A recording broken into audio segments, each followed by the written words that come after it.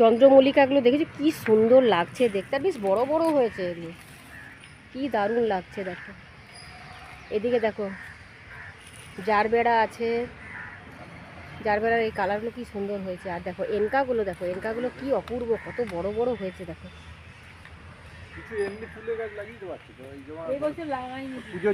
এই যে দেখো কত ফুল দেখেছো দেখো।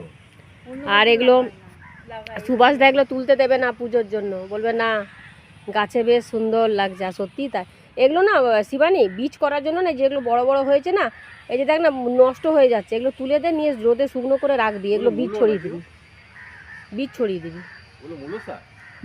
ওই যে বেগুন গাছ হয়েছে, বেগুনও তো ধরে আছে। এইগুলোকে কি ফুল বলে রে, লাল লাল, এগুলো বেশ সুন্দর লাগছে কিন্তু দেখতে না।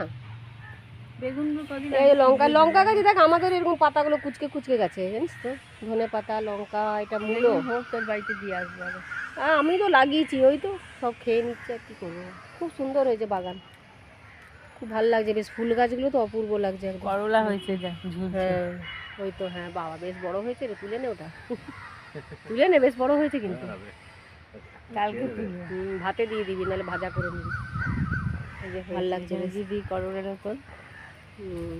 একটু গিয়ে গাছে পা পড়ে গেলে সুভাষ দা আমাকে ঠেঙ্গিয়ে বার করে দেবে ঘর থেকে। এগুলো বলেছিলাম ইয়ে করতে, জানো তো আমার এরকম গোলাপ প্রায় 10টা না 12টা গোলাপ গাছ মরে গেল। এই যে দেখো করলাটা বেশ বড় হয়েছে, দেখা যাচ্ছে কিনা কে জানে, জল পড়ে পড়ে নষ্ট হয়ে যায়।